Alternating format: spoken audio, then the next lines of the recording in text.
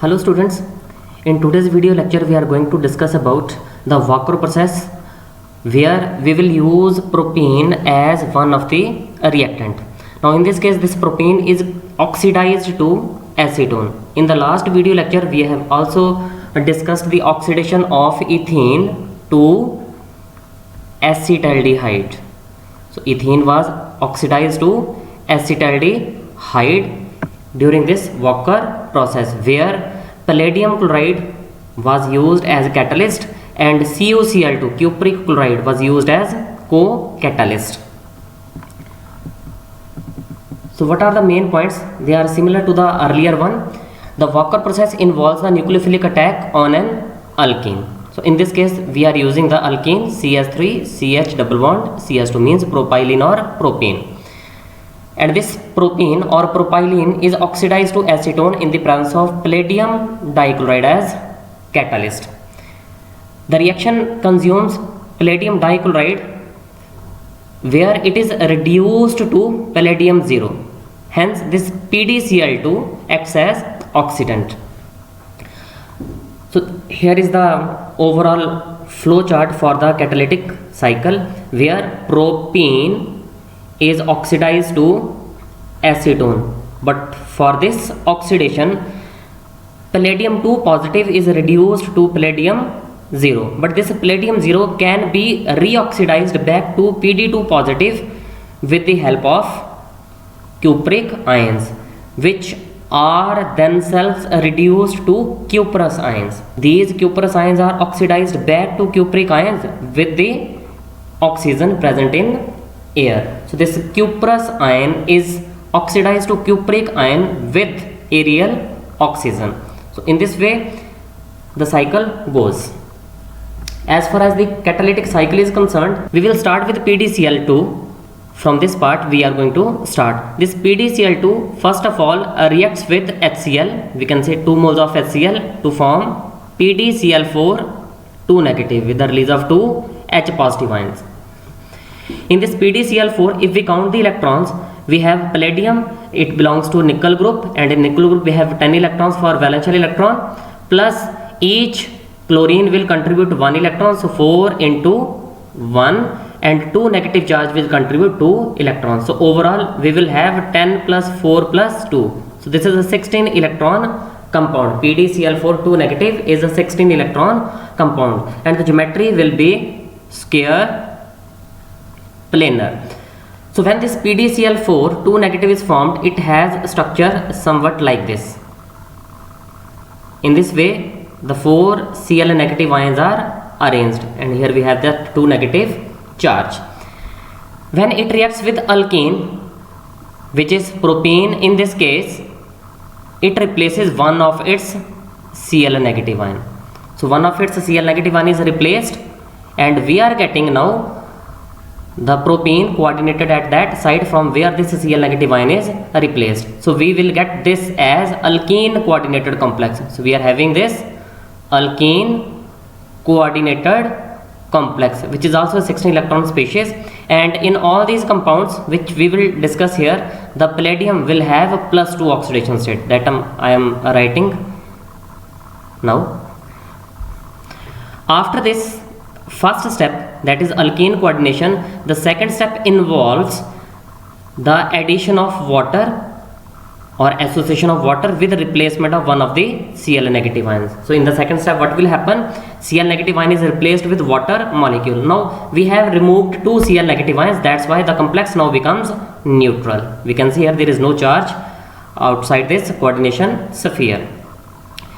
In the next case there is loss of H positive from this water molecule. We can see here this is palladium, here we have water molecule, and if it loses its one of H positive ions, we will have this hydroxy coordinated palladium compound. So after the loss of this H positive, here we have the loss of H positive in third step, we will have this hydroxy complex. Hydroxy complex is formed, in which the 4 sites are occupied by now 2 chloride ions, 1 hydroxy ions, and 1 propene, which was coordinated in the very first step. And due to this loss of H positive ions, we are having now one negative charge in around the coordination sphere. Now the next step is very important and is basically the rate determining step. In this step, what happens? Now this OH, which is present at one of the coordination site, it attacks the coordinated alkene at one of its carbon atom, and in order to form acetone or ketone, this OH binds to this carbon atom, means which is present in between the chain of the carbon atoms, and this OH, it involves the nucleophilic attack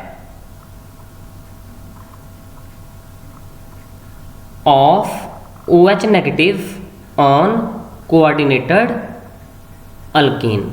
On coordinated alkene we have the nucleophilic attack of this OH. So this OH is now attacking this CH carbon atom of this propene, and palladium will form bond with this carbon atom to give an hydroxy compound as shown here. So this is the first step in which there is basically coordination of water molecule and attack of this OH negative ions as nucleophile on coordinated alkene, and this is the rate determining step.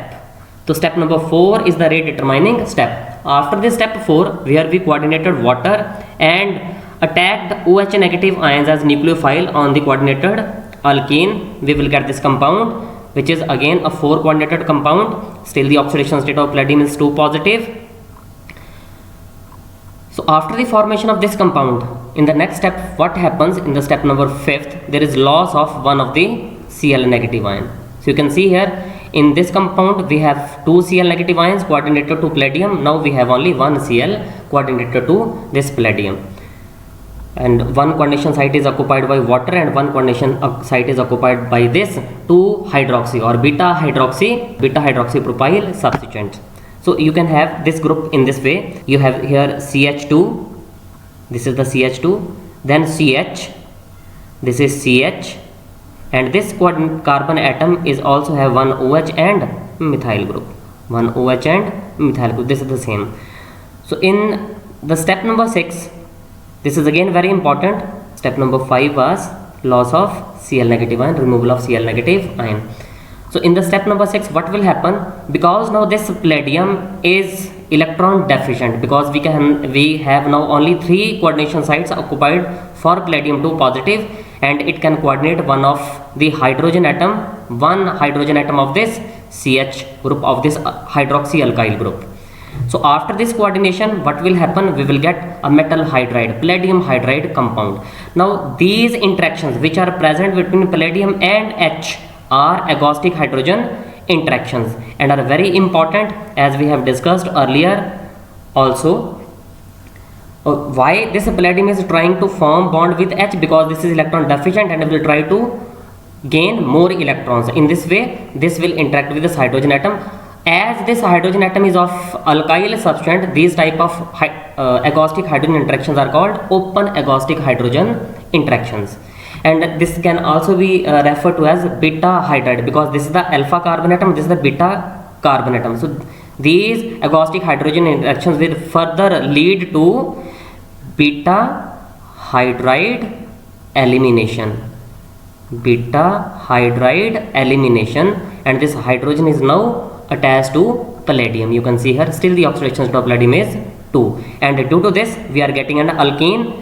We will have n double bond at this position, so we will get CH2C. You can see here CH2C, and now this carbon atom is coordinating with one OH and one methyl substituent. So one OH and one methyl substituent.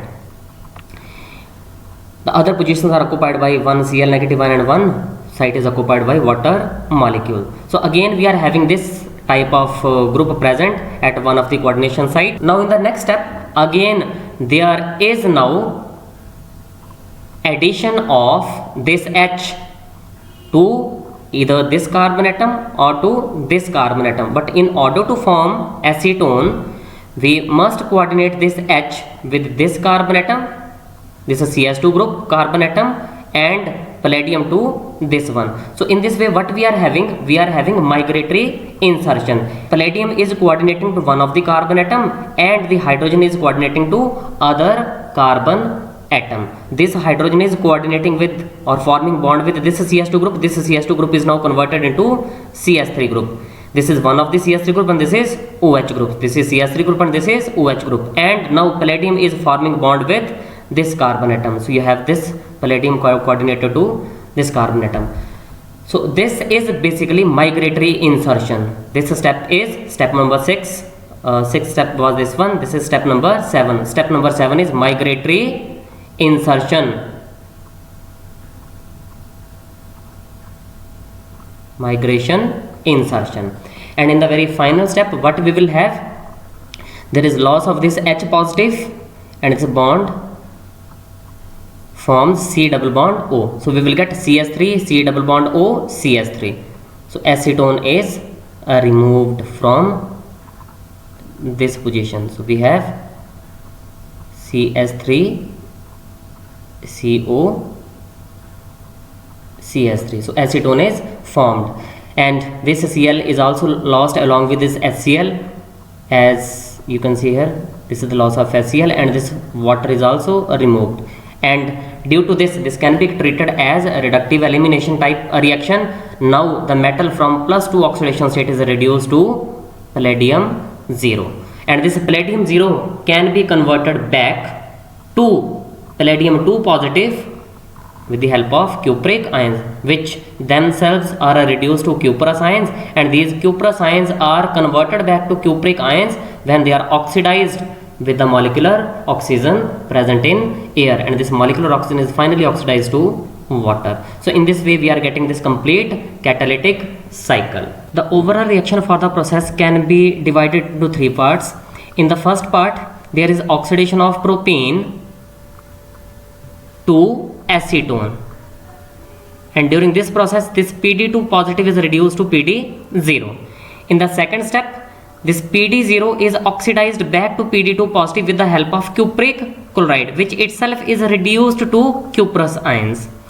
And in the third step, this cuprous chloride is oxidized back to cupric ions with aerial oxidation, means with the oxygen present in air. The overall reaction from these 3 steps is given here. So we can see here that 2 CuCl, they will be crossed, 2 CuCl2, they will be crossed, 2 HCl, 2 HCl, palladium, palladium, PDCl2, PDCl2,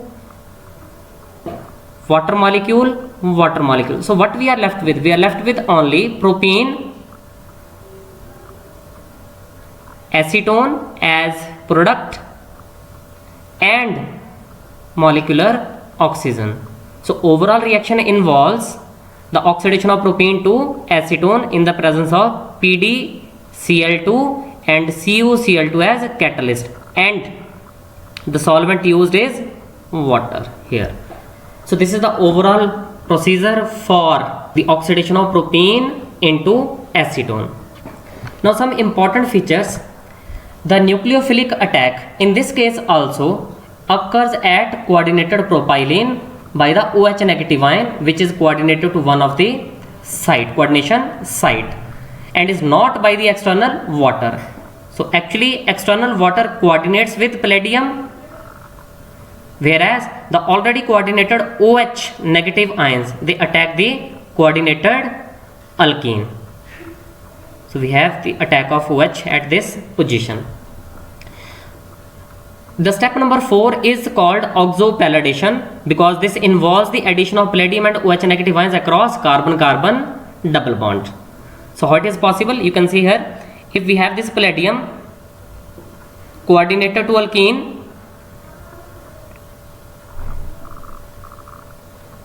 and this OH negative, so this OH negative will attack this carbon atom and this palladium will attach to this carbon atom. So we will get palladium CH2, then single bond CH, OH, CS3. So what is basically happening across this double bond? at this position metal is coordinating, whereas at this carbon atom, at this CS2 position, OH negative is joining. So there is addition of palladium and OH negative ions across the carbon-carbon double bond. That's why it's called oxypalladation process.